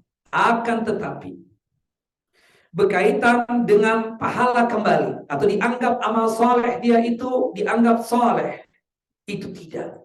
Karena pada asalnya dia tidak memiliki amal soleh. Karena pada tahun-tahun yang lalu dia membangun amalan tersebut di atas apa? Ria. Kalau seseorang membangun di atas ria, maka itu adalah kesyirikan dan terasa tidak mungkin Allah Jalla wa'ala untuk menganggapnya sebagai amal soleh yang bersama dengan pahala. Taubatnya diterima, tapi apakah amal ibadahnya dianggap sebagai amal soleh? Menurut Al-Imam Ibnu Qayyim tidak dianggap amal soleh yang bersama dengan pahala. Ini pendapat Al-Imam Ibnu Qayyim. Pendapat yang kedua, sepakatkan tadi kalau untuk taubatnya diterima. Pendapat yang kedua ini pendapat Syekh Islam Ibnu Taimiyah, gurunya Al-Imam Ibnu Qayyim. Jadi ibu-ibu, kalau guru sama murid berbeda pendapat boleh nggak sih? Kalau anak sama orang tuanya berbeda pendapat boleh nggak? Boleh kalau berkaitan dengan hal yang wajar. Misalnya uminya suka nasi uduk, anaknya suka nasi ulam, wajar. Tapi kalau sudah berkaitan dengan perkawinan, anak harus ikut orang tuanya. Ketika ada anak misalnya, menurut orang tuanya nggak layak nih, si anak ini kawin dengan itu, beda agama misalnya. Ya kan? Atau beda manhaj. Si anak suka, subhanallah, ketemu dengan orang yang handsome, ganteng. Kan perempuan itu kan mudah tertipu dengan penampilan luar doang. Dan bukan begitu. Dia tidak tahu datangnya dari mana nih orang. Akhirnya apa? Anak meninggal. Kemudian minta kawin. Siapa nak? Itu dari mana dia? Ternyata kan tante kan paling pintar. Banyak mata-matanya. Nah itu si anak. Mama gak setuju. Nah dalam hal ini anak harus ikut kita. Gak boleh beda pendapat. Ajarkan sama anak-anak kita nanti. Jangan sampai nanti kita kalah sama anak. Subhanallah. Apalagi anak-anak kita yang sekolah di luar negeri ya. Nah itu pengawasannya lebih di Jepang. Gimana lagi kan? Di Korea. Gimana? Di Australia. Waduh. Kita harus ekstra. Kita tunjukkan nyonya menir kita. Situ kepada anak-anak kita. Serius ini kan. Mungkin ibu-ibu bisa ketawa hari ini. Tapi nanti suatu saat akan mendapatkan itu. Situ kita tunjukkan nyonya menir kita. Enggak setuju. Temannya mama, anaknya Bu Dewi, anaknya Bu Hindun, anaknya Bu Betul, ambil, mama siap langsung. Tapi jangan yang itu. Boleh dong? Iya. Nah, ini menunjukkan apa? Kita punya power. Tapi ada hal-hal yang memang dimaklumi perbedaannya. Seperti itu. Nah, termasuk masalah furu kan, masalah yang cabang tadi. Guru sama murid berbeda. Apalagi ustadz antar ustadz kan. Ya wajar aja. Yang penting masing-masing bawa hujah dan dalil. Nah, cuma saya suka banget dengan Ibnu Taimiyah. Ibnu Taimiyah ini mengatakan amal ibadahnya boleh dong. Kalau kita cinta dengan ulama ya kan, kemudian ada yang menjadi favorit kita gitu kan. Itu biasanya kalau Ustadz menyebut yang terakhir, biasanya itu yang wajib, ya kan begitu. Kata saya Ibnu Taimiyah, taubatnya diterima dan amal ibadahnya yang ria puluhan tahun yang lalu itu dianggap sebagai amal soleh yang bersama dengan pahala. Dalilnya apa? Pakai dalil Ibnu Taimiyah. Dia membawakan hujjah dalil dari sahabat yang mulia, Hakim bin Hizam. Hakim bin Hizam ini mu'allaf. Beliau ini sangat baik waktu masih kafir. Berbakti sama orang tua, suka menyantuni anak yatim, suka membantu fakir miskin. Nah, kalau masa kafir, itu dianggap amal soleh ke ibu-ibu. Ada tetangga kita kafir, baik banget. Setiap pekan kita dikasih $1.000. Ibu belum merasakan ya? Ada tetangga $1.000. Belum kalau lagi dari luar negeri itu macam-macam dikasih kadang. Ya Allah, sayang lo kafir ya. Subhanallah. Kita doakan boleh nggak dia masuk Islam? Boleh. Karena ketika dia kafir itu, perbuatan baiknya kepada kita nggak ada pahalanya, nggak dianggap amal saleh. Masih ingat nggak ayat berapa? Surah Al-Furqan, surah ke-25 ayat 23. Wa qadimna ila ma 'amilu min amalin faja'alnahu haba'an mansura. Nah, sama ibunya, Masya Allah. Sama umi kita, juga luar biasa. Kalau bahasa kita, Masya Allah banget. Dia kafir nih. Dia bertanya kepada Muhammad, ya Rasulullah, sekarang aku sudah masuk Islam. Perbuatan baikku ketika masih kafir, ketika di masa jahiliyah, dianggap enggak oleh Allah Jalla wa'ala. Maka Rasulullah SAW, aslamta ala ma aslamta min khairin. Perbuatan baik kamu ketika kafir, Allah jadikan sebagai amal saleh yang bersama dengan pahala. Kok bisa? Rasulullah yang mengatakan. Dan itu dikuatkan lagi dalam hadis yang lain. Hadis dari Anas bin Malik. Hadis yang dikuatkan oleh Imam Bukhari. Qala Rasulullah SAW bersabda, "Idza aslama al-abdu fahasuna islamuhu, katabahallahu lahu kulla hasanatin kanat azlaquha wa muhiyat anhu kulla sayyi'atin kanat azlaquha." Jika seorang hamba masuk Islam dan bagus Islamnya, tulus, bukan karena kawin nih, ikhlas, betul-betul ikhlas karena Allah masuk Islamnya, maka setiap perbuatan baik dia ketika kafir, dia udah masuk Islam nih. Kayak ada bule tuh kemarin yang besar itu masuk Islam kan, dia umur 86 apa ya, sepekan setelah masuk Islam meninggal dunia. Ya salam, enak banget nih orang, ya kan? Seperti pembantunya Nabi yang beragama Yahudi, di akhir hayat masuk Islam. Kata Nabi, masuk surga nih orang. Karena dia baik banget nih, Yahudi ini baik banget. Nah, ketika kafir, perbuatan-perbuatannya tersebut tidak dianggap sebagai amal soleh. Karena syarat satu amalan dianggap amal soleh, itu kan terbangun di atas 3I. Masih ingat nggak Ibu? Pelajaran 7 tahun yang lalu. Astagfirullah, 3I gampang banget, ya Allah. Kakanda malu-maluin aku aja sampai gak ngomong. Kakanda kan paling aktif gitu loh. Iman dan Islam.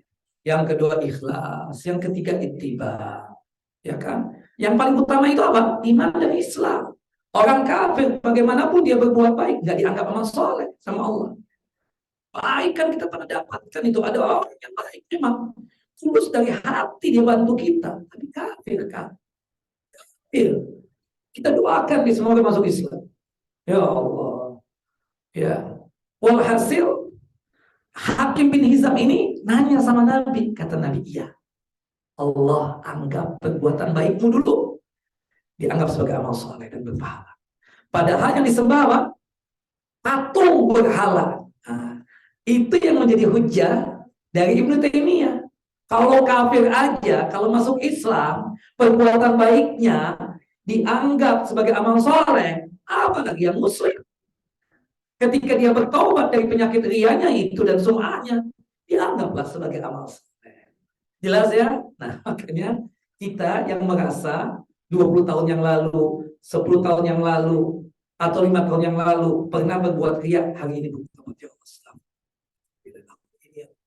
Maka dikembalikan lagi itu sebagai amal soleh yang bersama dengan pahala. Jelas Ibu-Ibu? Gampang kan? Baiknya Allah ya sama kita. Baiknya Allah sama kita. Orang kalau masuk Islam, itu seluruh dosa diampuni. Dosa kekafirannya, dosa perbuatan maksiat yang diampuni seketika. Yang kedua, perbuatan baiknya, ya, itu dianggap sebagai amal soleh. Itu sebagai apa? Rewardnya Allah, hadiahnya Allah kepada mereka yang masuk Islam tadi itu. Tapi Kak Laksmi jangan salah ya, ketika kafir dia berbuat baik dianggap amal soleh enggak? Kak Laksmi dia nggak paham nih. Misalnya nih, ada orang kafir berbuat baik banget sama kakak. Setiap pekan $1.000. Ya, kemudian belum lagi kalau datang dikasih tasnya mahal lagi, Louis Vuitton, Gucci kadang dikasih. Baik banget nih. Ini laki-laki apa maksudnya nggak tahu juga. Walhasil dia masih kafir nih Kak. Ada pahalanya nggak dia? Nggak ada, masih kafir kan. Makanya kan kakak mensyaratkan, lu mau sama gue, lu masuk Islam dulu kan. Iya kan, misalnya kan begitu. Akhirnya dia masuk Islam. Nah kebaikan, oh mungkin karena kakak mendakwahi dia. Kan banyak kan orang masuk Islam karena perempuan. Kan seperti itu. Kemudian perbuatan-perbuatan baik dia tadi itu dianggap amal soleh enggak? Iya, kalau dia sudah apa? Masuk Islam. Tapi kalau masih kafir, atau berlian 10 butir juga dari setiap jari kita pasang, nggak ada pahalanya. Karena masih kafir. Tapi ketika dia sudah masuk Islam, semuanya Allah berikan pahala buat dia. Nah, apalagi yang muslim, kata Ibnu Taimiyah. Ketika dia sudah bertobat, Tuhannya kan Allah jelas. Cuma mungkin iman lagi kurang pada waktu itu. Dia berharap pujian dari manusia. Sekarang dia ikut kajian di Ar-Rayyan. Disitulah ajang dia bertobat. Ya Allah, astagfirullah. Ya, dikasih pahala enggak sama Allah? Dianggap amal soleh enggak? Jelas Ibu? Nah, itu pembahasan yang ketiga. Pembahasan yang keempat, perkara yang disangka ria, padahal bukan ria. Subhanallah. Ini ada beberapa nih. Yang pertama, amalan yang tidak bisa disembunyikan. Itu pasti dong dilihat oleh orang. Contohnya apa, Tan? Ya, pakai hijab. Kita bilang, tante kok nggak pakai hijab? Tapi ikut kajian misalnya kan, Ustaz, Azhar, anak takut ria, Azhar. Kalau pakai hijab, benar nggak omongan begitu? Dong salah. Ini kan pakai hijab, nggak, amalannya nggak bisa dilihat dong. Nggak mungkin dong datang ke masjid ini dalam kondisi maaf pakai rok mini atau pakai you can see keteknya kemana-mana. Ya kan, Allahu Akbar. Tahan, jangan deh tahan. Pakai hijab dulu. Anak takut, iya kata beliau. Boleh nggak ngomong gitu? Ya, disangka ya. Ada sahib kita, teman kita. Ya, antum di mana nih? Kau nggak pernah datang ke masjid Nurul Hidayah lagi, sholat berjamaah 5 waktu. Satu rumah desa. Kenapa? Ya, padahal kan berjamaah di masjid. Nah, itu amalan yang nggak bisa apa? Bisa menyiapkan kayak umrah dan haji. Subhanallah. Ketika Ustadz Kifayah di MT Araya, si Ustadz lihat nih sedikit-sedikit umrah, sedikit-sedikit umrah. Padahal kan dia mau jualan di situ. Loh, ini nggak bisa ditutupi, jelas ya. Amalan yang nggak bisa ditutupi kayak kajian pelayan nih. Subhanallah, MT Araya mengadakan kajian ya sama Ustadz ya Subhan Bawazir ya LCMA misalnya itu Hafizahullah. Ya kan seperti itu. Kemudian nih MT Araya pada ria kali ya. Kajian aja pakai info. Padahal kan kita tujuan untuk undang kan. Nanti kan muskilah kawin misalnya tanpa undangan. Kita sih rahasia aja deh kawinnya. Kata dunia kan begitu. Kenapa kau disembunyikan kawin? Takut ria. Padahal kan mudarat luar biasa. Kan perkawinan ibadah juga, bukan begitu? Jelas ibu-ibu? Nah ini amal ibadah yang memang tidak bisa disembunyikan bukan ria. Jelas Bu? Jadi jangan sampai ya nggak mau pakai hijab dengan alasan apa? Takut ria. Harus pakai hijab. Seperti itu. Wallahu a'lam bishawab. Yang kedua, ini perkara-perkara yang dianggap ria padahal bukan ria. Ini contohnya kan yang pertama tadi amalan-amalan yang nampak yang nggak bisa disembunyikan. Yang kedua ini contoh lagi amalan yang disangka ria padahal bukan ria. Kita kan nggak ingin dipuji oleh manusia dalam beramal. Tapi tahu-tahu ada aja yang tahu seperti itu. Kadang kan kalau sih benarkah kakak yang punya yang itu, yang tahfidz Quran itu, tahu dari mana Ustaz? Ibu-ibu nih kan, ibu-ibu Masya Allah infonya banyak. Ibu-ibu dasar ya, kita ingin sembunyi-sembunyi, malah ada yang tahu. Kan ada begitu kan? Nah itu yang pernah ditanyakan oleh Abu Dzar Al-Ghifari. Beramal ikhlas, disembunyikan. Tapi ada aja orang yang tahu. Subhanallah. Kayak misalnya kita santunan sedekah. Apalagi yang sedekahin janda. Saya tahu semuanya. Kita kan berusaha jangan sampai fitnah nih. Fitnah dengan istri kita, fitnah dengan anak-anak kita, dengan keluarga kita. Awan juga. Kan seperti itu. Ya, itu yang ditanyakan oleh Abu Dzar Al-Ghifari, ara'aita ar-rajula ya'malul amala min khair wa yahmaduhu an-nasu alaihi. Bagaimana menurut antum ya Rasulullah tentang seseorang yang beramal kebaikan, kemudian orang itu tahu dia beramal kebaikan itu, lalu dipuji dia. Apakah aku ria? Kata Nabi apa? Tilka ajilu busyral mu'min. Itulah kabar gembira yang disegerakan bagi orang mukmin. Ya kalau misalnya orang sudah tahu ya udah. Kadang nih ibu-ibu tuh kadang desak loh kalau ngomong itu. Sudah kita alihkan. Saat katanya ini. Iya Bu, alhamdulillah. Ibu gimana kabar? Sehat ya? Gimana suami? Cucu berapa udah? Sudah kita, oh iya dijawab kan. Nanya lagi. Benar, stop. Ini. Astagfirullahaladzim. Makanya nih, kalau berkaitan dengan amalan yang jadi fitnah, ngomong sama suami, harus diceritakan sama ibu-ibu. Kayak misalnya, suami itu punya misanan, janda, ya, lebih cantik daripada istrinya, tinggi semampai, kulit bersih, janda anak satu. Ini baiknya nih suami kita nyantuni ceritanya kan, ya kan, sedekah. Dia pingin sembunyi-sembunyi kan, ibarat kata tangan kanan ngasih, tangan kiri nggak tahu kan. Pinginnya ngamalkan hadis itu supaya nanti berada di bawah naungan arasy Allah Jalla wa'ala. Benar. Tapi dari sisi ini dia benar, sisi yang lain salah. Kenapa pakai nggak info kepada istri? Emang suami ibu kalau bersedekah berinfak ria sama ibu? Kan enggak. Apalagi sudah lama kawin.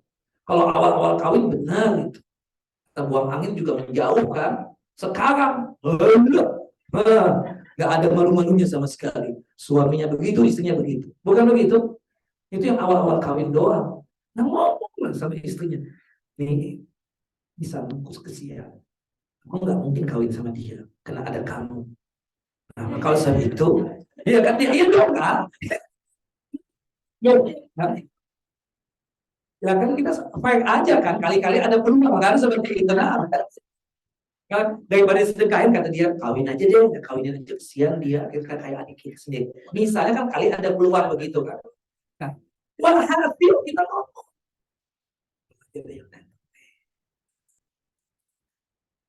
Ya, ya kalau misalnya itu kan kita omongkan supaya jangan sampai fitnah kan. Nah, dia ingin tidak ria juga seperti itu. Tapi dia harus ngomong sama istrinya. Kalau misalnya nenek-nenek kayak ibu-ibu nih, ya kan kita katakan nggak ada masalah. Kita nggak kasih tahu istri, pasti aja yang mana sih? Ibu Halimah yang mana sih? Itu loh Tante Halimah. Oh, 85 tahun itu. Nah, misalnya nggak ada masalah. Tapi kalau yang muda-muda, jangan deh, istrinya aja yang suruh. Istrinya yang datang ke sana, meskipun saudara dia, bisa nangan dia, ya kan? Sepupunya dia. Nggak berdua-duaan kan? Dikawin enggak? Kan asik. Coba kalau misalnya yang tua-tua, jarang datang. Idul Fitri juga nggak pernah. Ini nggak setiap pekan datang. Pasti kan ada maksud dong. Alasannya, kenapa nggak transfer aja? Barang yang aku bawa gimana ya? Kenapa nggak anak buah aja yang disuruh? Enggak, anak buah nggak tahu, takut fitnah nanti dia lihat misalnya aneh. Dia yang nakal ingin lihat, ya kan? Seperti itu, Allah. Jadi nah seperti itu jangan sampai disembunyikan, cerita. Kalau enggak, perang dunia 21 nanti. Nah, jangan sudah. Kan kita banyak misanan-misanan yang begitu. Wallahu a'lam bishawab. Itu yang kedua ya. Jadi kalau kita sudah sembunyikan tuh amalan, tapi tetap orang tahu seperti itu. Wallahu a'lam bishawab. Tapi kalau kawin nggak boleh sembunyikan ya, bilangin sama ustadz-ustadz yang poligami, nggak boleh itu sembunyikan. Kalau disembunyikan pasti niat jahat itu. Subhanallah ditaruh di apartemen sendirian. Dia nanti seragam. Gimana tuh? Kan ada ibu informannya banyak tuh. Kan ngapain ke apartemen kemarin? Kan ketahuan tuh. Enggak ada saudara di sini. Saudara apa? Kenapa nggak ngomong aja gitu? Itu ada istri di sini. Beres dong. Nah, ibu-ibu kan nggak sampai di situ kan. Untuk memata-matai saudara nggak langsung percaya kan. Pasti ada sesuatu nih. Dia dong, apalagi Arayang nih. Matanya banyak, ya kan seperti itu. Berarti subhanallah disuruh amang-amang tukang bakso. Coba lihat terus tuh kemana tuh. Ternyata siapa tuh? Siapa? Fotonya nanti. Iya dong, nggak sampai di situ. Makanya rata-rata yang isi di Araya nggak ada yang poligami, karena ketahuan terus sama ibu-ibu. Nah, wallahu a'lam. Nah, itu kan itu menghindari fitnah itu. Jangan sudah ngomong apa adanya, kenapa harus mikir? Mau nakal, ya pasti dong takut sama istri yang pertama itu jelas. Ya, kenapa nggak fair aja udah? Risikonya kan harus diterima lah. Seperti itu. Bilang aja aku lagi hilaf, kan seperti itu. Ya, kebetulan sudah punya anak ya sudahlah kesian kan seperti itu. Wallahu a'lam bishawab. Bukan saya punya orang lain. Nah, kemudian yang ketiga yang termasuk bukan ria juga, menampakkan amal soleh agar dicontoh ya kita sama anak-anak kita. Nah, atau ustadz nih ngajarin sholat. Bu, saya jadi imam bu ya. Ibu lihat nanti sholat sebagaimana yang dituntunkan oleh Nabi. Kata kapinnya, ria banget sih azan nih ya. Nggak bisa. Kita mau mencontohkan nih, ya kan? Bagaimana sholat yang dicontohkan oleh Nabi. Atau misalnya, asal kita aman hati nih, kita bersedekah di hadapan ibu-ibu. Supaya dicontoh. Tapi pastikan di hati harus aman dari ria, di hati harus aman dari ujub. Untuk apa? Menarik orang agar ikut juga Pak bersedekah. Nah, amalan yang seperti ini insya Allah Pak, kita katakan tidak ria. Ya, menampakkan amal soleh. Mau nggak mau dong. Anakku pakai hijab yang benar itu begini ya.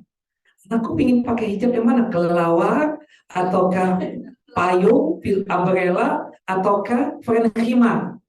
Ya, friend khimar benar ya. Ini bukan ini semi friend khimar, kan ada yang pakai tali begitu. Ini bukan yang jadul nih. Yang itu apa istilahnya? Ada kelawarnya sedikit lah seperti itu. Nah, ada yang payung juga kan, ada yang friend khimar. Nggak ada yang friend khimar di sini, nggak ada ya. Seperti itu. Bukan nggak jualan, cuma tahu aja. Nah, jelas bu?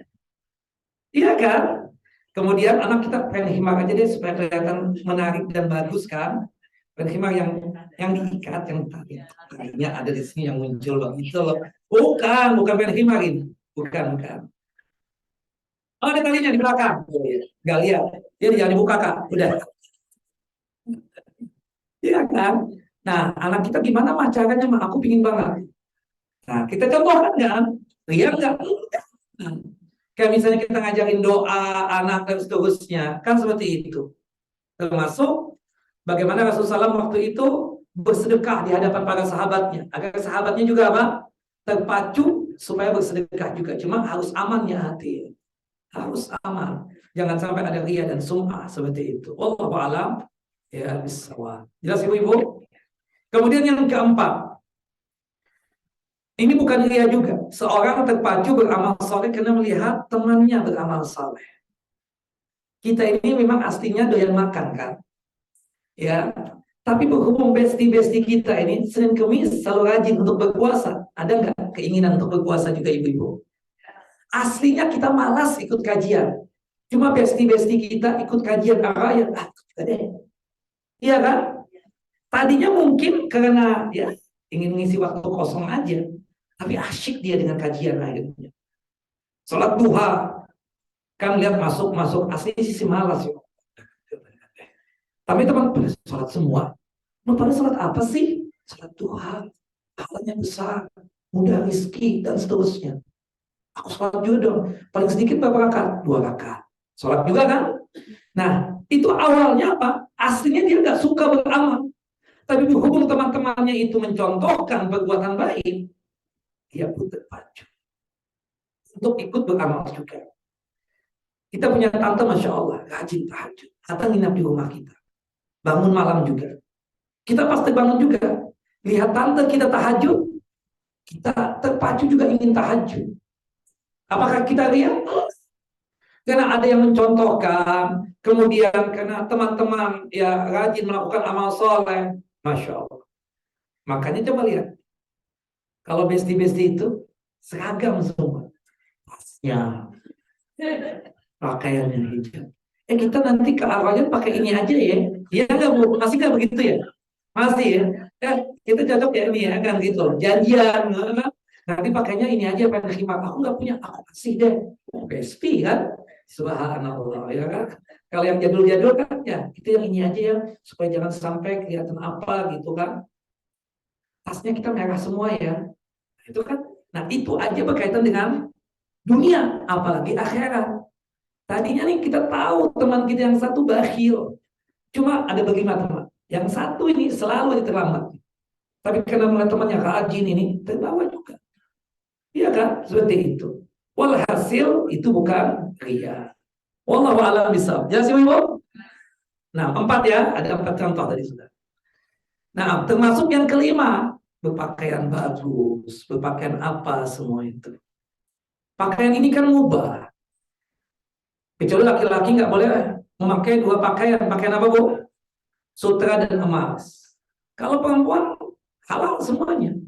Yang penting pakaiannya itu sesuai dengan syar'i. Ya tidak ketat, tidak transparan, tidak menggambarkan lekuk-lekuk tubuh dan seterusnya. Untuk warna terserah ibu. Memang dianjurkan warna-warna gelap. Tetapi kalau warna yang putih bening, kalau sesuai dengan syar'i, seperti bunda kita ini nggak ada masalah. Halal kita katakan kan seperti itu. Allah a'lam bishawab. Mubah yang demikian. Nah, kalau kita lihat misalnya perempuan-perempuan Turki itu putih, bersih, tinggi, wajahnya putih lagi. Ya Allah, tambah minder kita untuk minta, ya kan seperti itu. La ilaha illallah. Walhasil begitu. Apakah boleh Ustaz begitu? Boleh. Subhanallah. Kadang ibu-ibu kan menyangka Ustaz tuh harus miskin. Kan begitu, Bu. Jadi kaget-kaget, Ustaz pakai mobil tak? Ya Allah, sebelum enggak pakai Gojek mana tadi Bu Gojek mana tuh rasanya nggak hadir hari ini ya kan seperti itu. Allahu Akbar. Iya kan Bu? Nah, kadang dianggap diremehkan kadang. Sekali-sekali Ustaz pakai apa gitu. Kau orang habis dari kawinan di sana. Pakai jas-jas sepatu Itali apa sih? Berlian tiga di sini. Si Ustaz nih ria nih. Iya, dibilang ria. Allahu Akbar. Ibu-ibu kan paling demen diperhatikan dari atas ke bawah. Dilihat, oh cocok nih berteman dengan aku ini. Kan melihatnya dari mana? Atas ke bawah itu kan, Bu? Iya dong. Subhanallah diperiksa. Kita kadang heran lihat teman. Waktu ke Turki kemarin, kok beli jas sampai harga 80 juta, 100 juta. Nah, buat apa?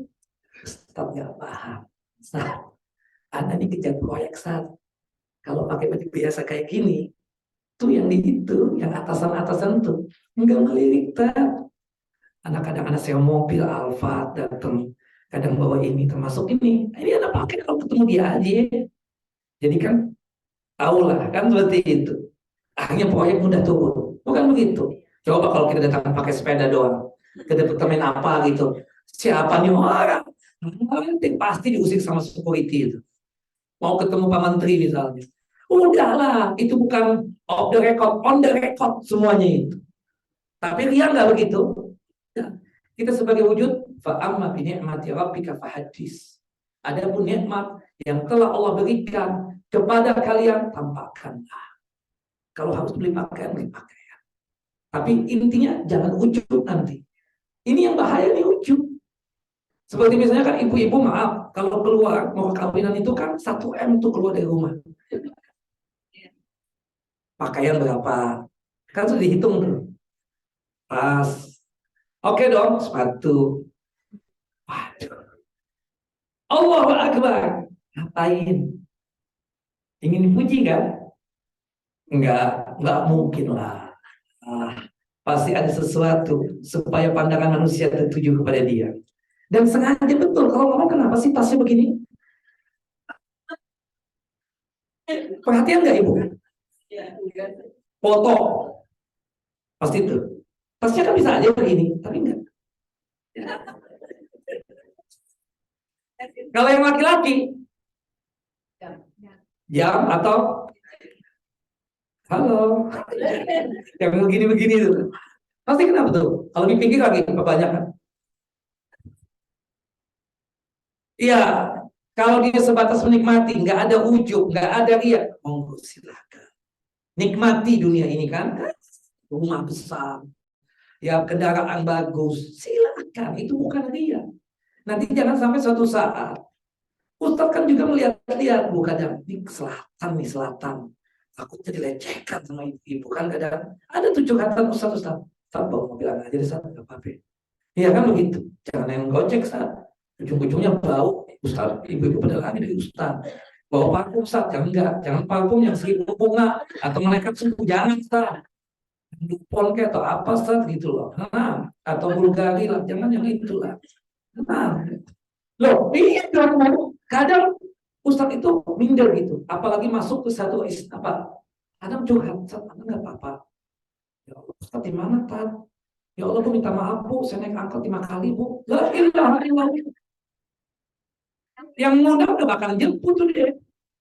Loh, masa iya ibu zaman dulu begitu? Emang lihat sekarang, subhanallah. Kita naik motor gede aja sekarang lihat Ustaznya. Ah, ini kesini pakai motor gede.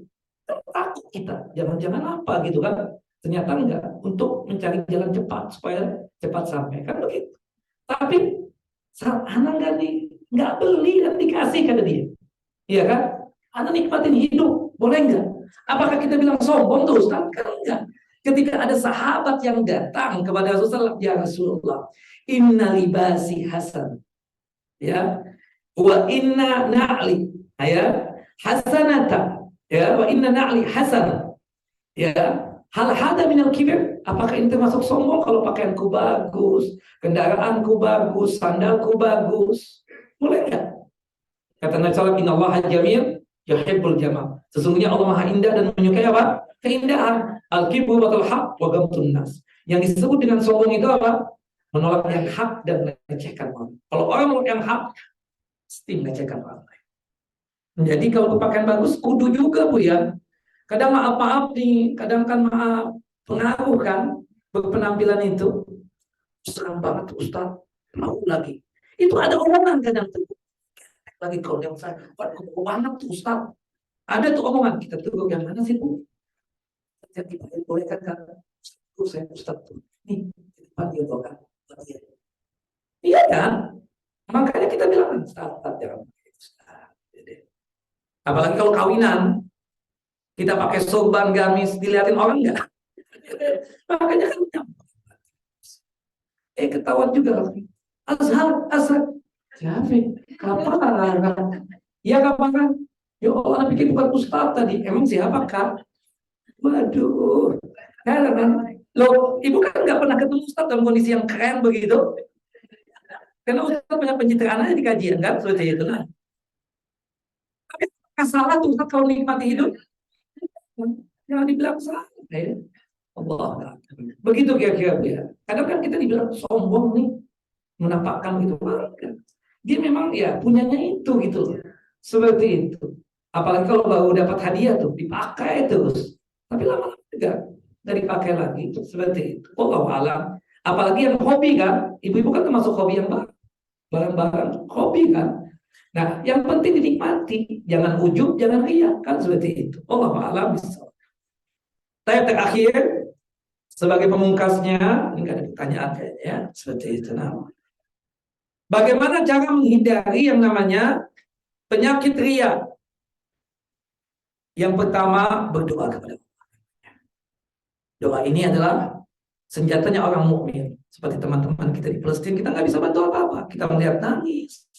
Yang ada mengangkat kedua tangan berdoa kepada Allah Jalla wa'ala, agar musibah mereka segera diangkat dan dihilangkan oleh Allah Jalla Jalal. Bukan begitu? Nah, doanya diantaranya diajarkan oleh Nabi ini, doa yang ibu-ibu hafal nih, yang sudah saya kirim sama Kavin ya, 7 tahun yang lalu, 8 tahun yang lalu. Mudah-mudahan ada. Allahumma inni a'udzubika an usyrika bika wa ana a'lam wa astaghfiruka lima la a'lam. Ya Allah, aku berlindung kepadamu dari perbuatan syirik yang aku tahu itu perbuatan syirik, yaitu riya salah satunya. Ya Allah, aku minta ampun kepadamu ya Allah, jika sekiranya dalam perjalanan hidup ini ada perbuatan riya yang aku lakukan yang aku tidak tahu ternyata itu syirik. Allahumma inni Nanti Kak Arvinia kirim di grup Arayan ya. Iya dong. Itu 7 tahun yang lalu Kak, apa 8 tahun yang lalu. Allahumma inni a'udzubika an usyrika bika wa ana a'lam wa astaghfiruka lima la a'lam. Atau doa yang kedua nih, lumayan panjang. Tapi insya Allah ibu hafal, gampang kok. Allahumma inni a'udzubika minal faqri wal kufri wal fusuqi wal syiqaqi wan nifaqi was sum'ati wal riya. Ya Allah, aku berlindung kepadamu dari kefakiran, kekufuran, kefasikan, kedurhakaan, kemunafikan, dan sum'ah serta riya. Kalau nggak hafal yang panjang ini boleh diringkas. Allahumma inni a'udzubika minal riya'i was sum'ah. Allahumma inni a'udzubika minal riya'i was sum'ah. Gampang kan Bu?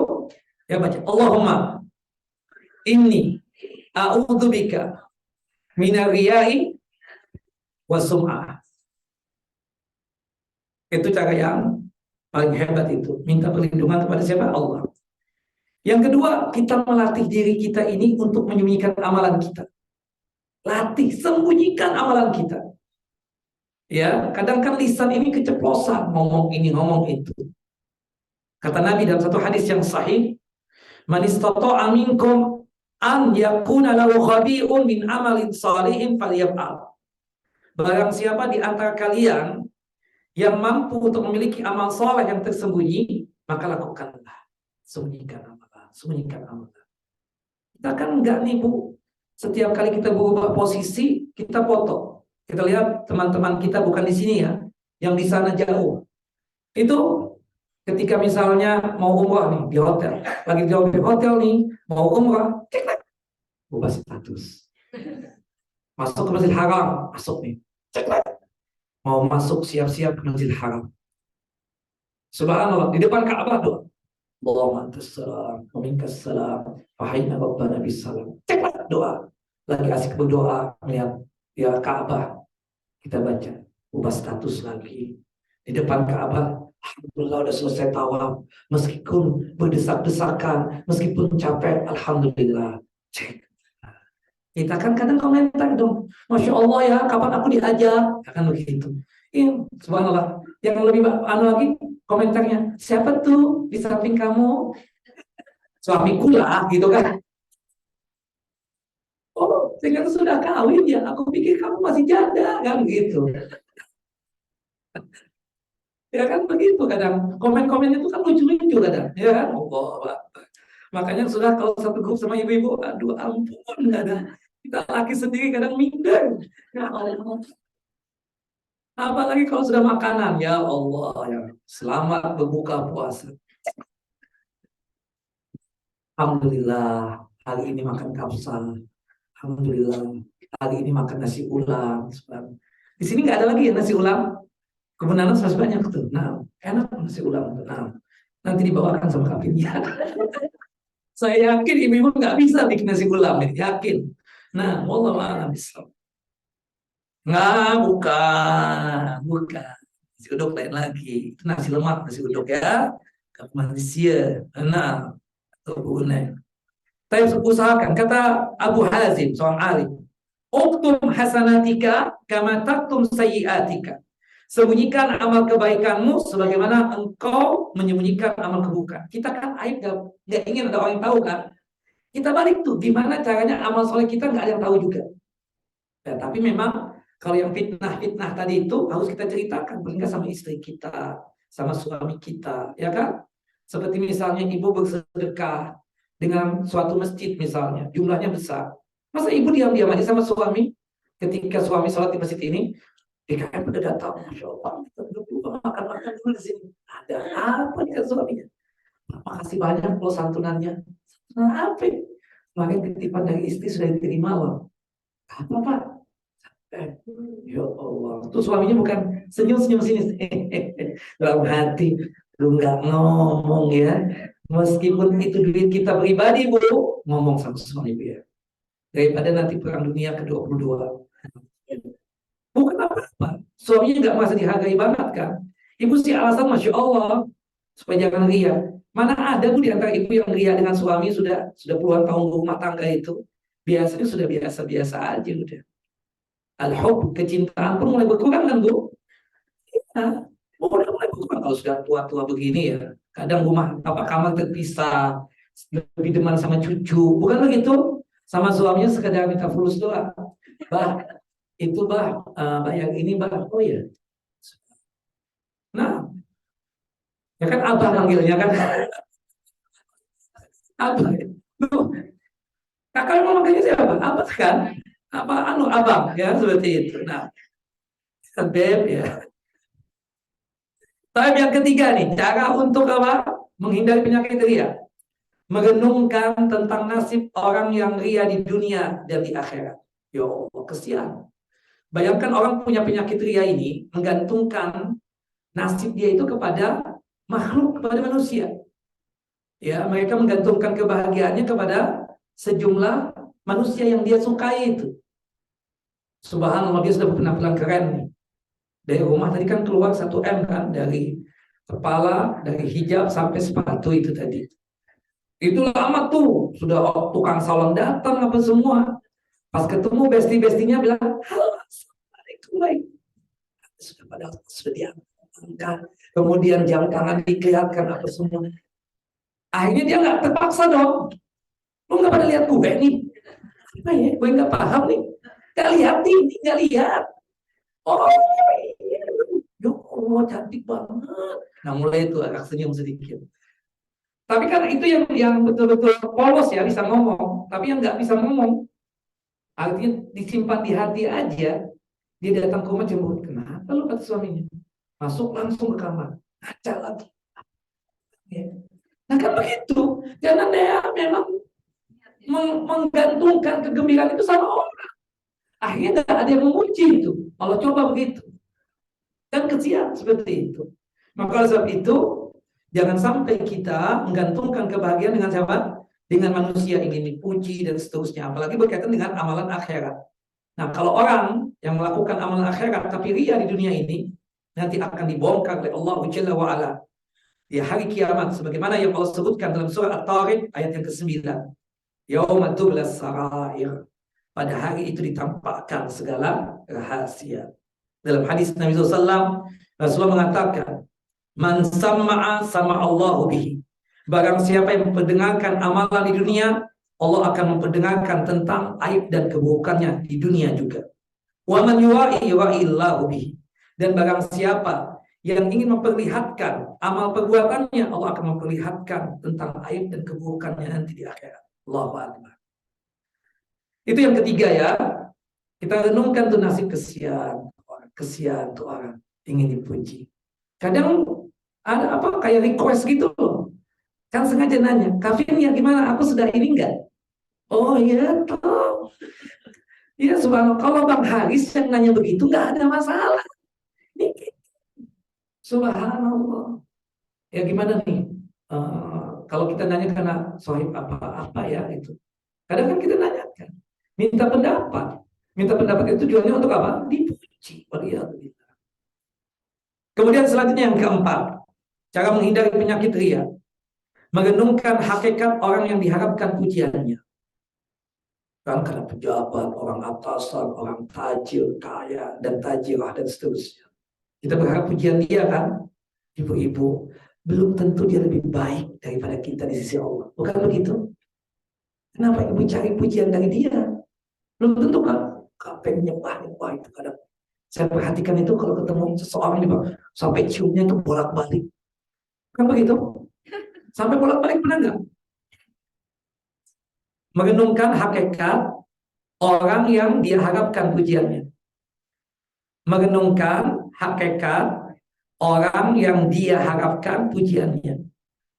Merenungkan hakikat orang yang dia harapkan pujiannya. Merenungkan hakikat orang yang dia harapkan pujiannya. Supaya lebih menguatkan takkid. Nah, renungkanlah hakikat makhluk yang ada, yang kita harapkan pujiannya itu. Dia makan nasi, kita makan nasi. Bukan begitu? Dia 2 piring, kita 3 piring.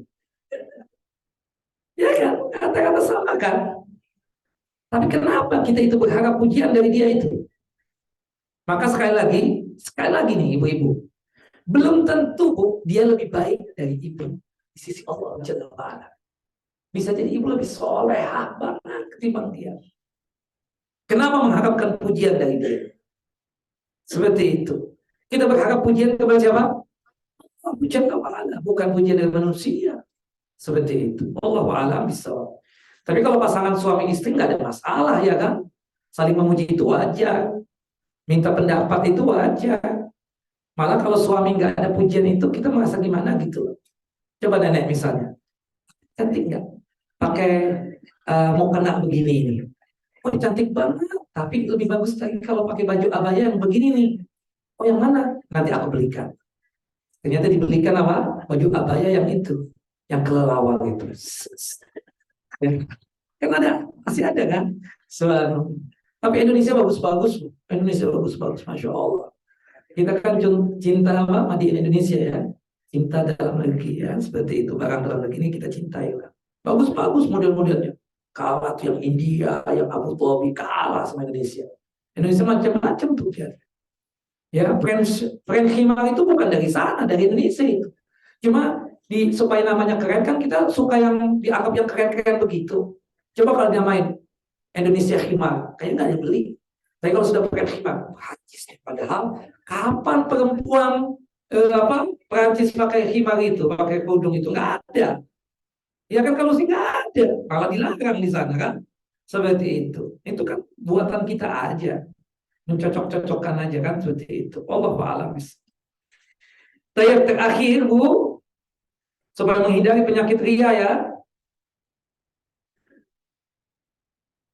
merenungkan bahwa amalan yang bermanfaat hanyalah amalan yang ikhlas. Beramal yang ikhlas, terus ikhlas, apapun ikhlas. Kajian ikhlas, bersedekah ikhlas, pakai khimar juga ikhlas. Ya, kemudian apapun, sholat ikhlas, berumrah berhaji ikhlas, membantu orang ikhlas. Jangan sampai apa? Tidak ikhlas. Baik, 5 cukup ya? Sudah jam 11:30, cukup ibu-ibu? Nggak ada kali ya, ibu-ibu mau pulang nggak? Tapi kabarnya pasti ada pertanyaan. Silakan Kak. Nah, kalau itu Ustaz berbicara tentang ria dan di sini tadi Ustaz bicara tentang bahaya ria itu kan termasuk dosa besar gitu ya, dan ria ini adalah amalan hati yang memang tidak mudah gitu Ustaz. Nah, sedikit kalau tadi saya Ustaz memang selama ini kalau belajar tuh ria itu memang hal yang memang harus kita sangat-sangat hindari dan itu perkara yang berat gitu Ustaz. Tapi tadi ada rujukan ya dari saya itu justru memang jurus itu jadi meringankan ya, tapi jangan sampai jadi ini ya, jadi apa ya, istilahnya jadi dalam banget gitu loh. Oh gampang, nanti aku dulu, nanti besok obat ya, nggak begitu kan. Ini maksudnya ketika ada pertanyaan, kalau orang sudah bertobat itu gimana ya, sama dengan sikit besar juga. Kalau orang sudah bertobat gimana Ustaz, amal soleh kita masih dianggap enggak? Kan masih dianggap. Wallahu a'lam. Gitu kira-kira. Dan juga lagi yang amalan tadi yang kesatuan tadi itu Ustaz ya. Nah, yang paling penting berarti kan kalau menurut Ibnu Qayyim Jauziyah itu bahwa niat awal yang pertama. Bukan Ibnu Qayyim, Hasanul Basri, Imam Ahmad, sama Imam At-Tabari. Iya. Kalau Ibnu Qayyim itu kalau dia berusaha untuk ikhlas karena dia awalnya bukan ikhlas, semuanya sama. Meskipun yang kedua ketiga ikhlas nggak dianggap. Tapi kalau Imam Ahmad, Imam Tabari, kemudian Hasanul Basri, yang penting di awal. Yang penting tolak ukurnya di awal. Kalau Imam Ibnu Qayyim paling ekstrim tuh. Kalau di awal sudah enggak, hatta rakaat kedua, ketiga, keempat ikhlas nggak diangkat. Nah, termasuk juga beliau punya pendapat yang kedua yang ekstrim juga di pertengahan. Di pertengahan ternyata muncul ria dan dia menikmati sampai akhir. Ibnu Qayyim mengatakan nggak diterima juga tuh amalannya, nggak ada pahalanya. Tapi kalau Imam Ahmad, kemudian Imam At-Tabari dan Imam Hasan Basri, yang penting membangun amalannya di awal apa? Ikhlas. Nah, Imam Ibnu Qayyim itu paling hati-hati. Dia itu makanya punya ijtihad yang kelihatannya ekstrim begitu kan, ya berat. Makanya kita mengambil pendapat yang kedua terus-menerus. Kenapa lebih apa? Lebih ringan buat kita. Pastilah lebih ringan buat kita seperti itu. yang di awal misalnya tadi pendapatnya Imam Ahmad dan sebagai Imam Tabari dan juga Basri, misalnya di awalnya dia ria gitu, tapi terus begitu dia perbaikin tuh tadi. Kalau misalnya di awalnya ria, kemudian dia perbaiki di rakaat kedua dan ketiga, maka dianjurkan untuk membatalkan sholatnya. Ya, membatalkan sholatnya. Kenapa? Karena ketika di awalnya itu sudah salah, maka seluruhnya salah, kata mereka itu. Makanya kan mereka itu ketika ditanya pertengahan muncul ria sampai akhir, kata mereka berijtihad apa? Yang penting di awalnya. Tapi kalau di awal sudah nggak ikhlas, nah itu yang bahaya.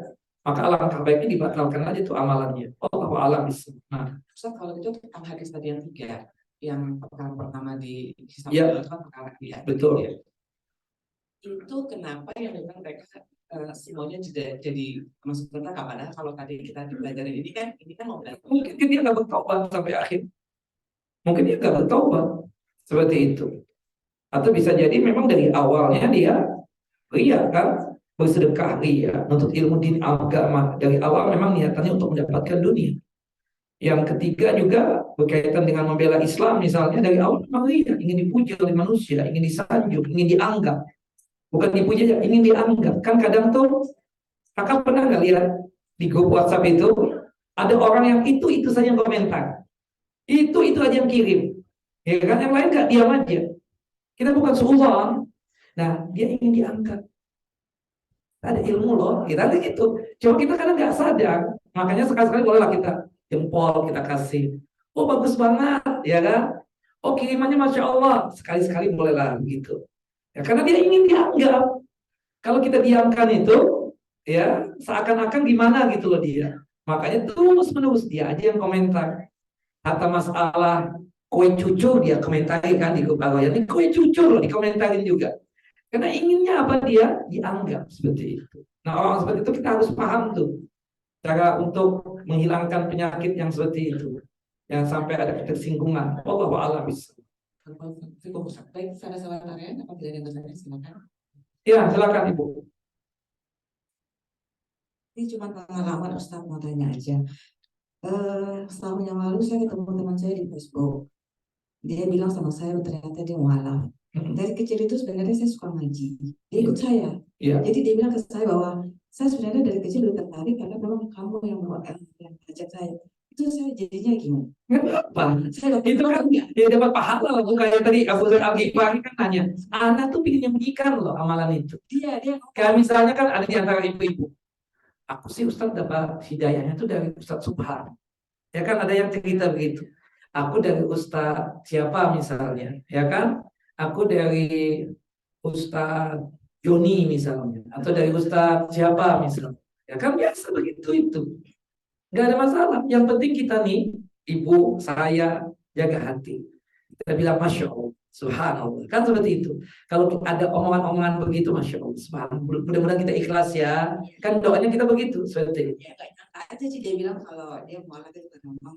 Alhamdulillah. Mudah-mudahan ibu dapat pahalanya di situ. Dan pahalanya besar. Allah. Ya, tapi itu saya ya. Insya Allah. Amin ya Allah. Doa Bu, insya Allah.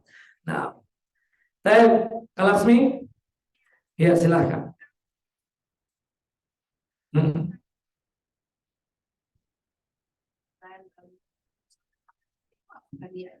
Enggak, alangkah baiknya kakak kirimnya itu di pagi-pagi aja. Misalnya sore fadilah tentang keutamaan tahajud. Jangan jam 2 kakak teleponin satu persatu. Atau di grup WhatsApp misalnya kan. Grup WhatsApp kan kadang enggak. Kadang kita ada suaranya masih. Kita lupa ketiduran. Teng, teng, teng. Kalau zaman dulu kan ping, ping, ping, ping, ping, ping, ping. Terus saja seperti itu. Nah orang lagi istirahat dibangunkan. Kalau ada amanah, boleh. Tapi kalau nggak ada amanah jangan deh.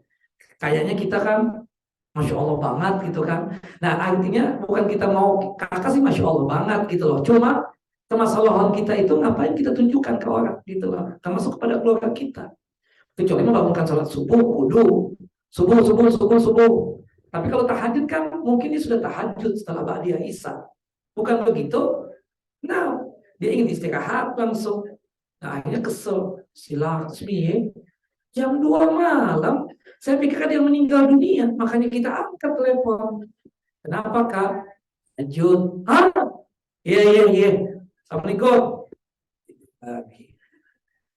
Iya kan ada ya, kita boleh menginfokan tentang fadilah keutamaan tahajud, tapi dikondisikan waktunya pagi misalnya, sore. Tapi kalau jam 2 ngapain Kak? Yang baca juga enggak kali mungkin, Allah a'lam. Nah, kira-kira begitu. Silakan Ibu, ada satu lagi?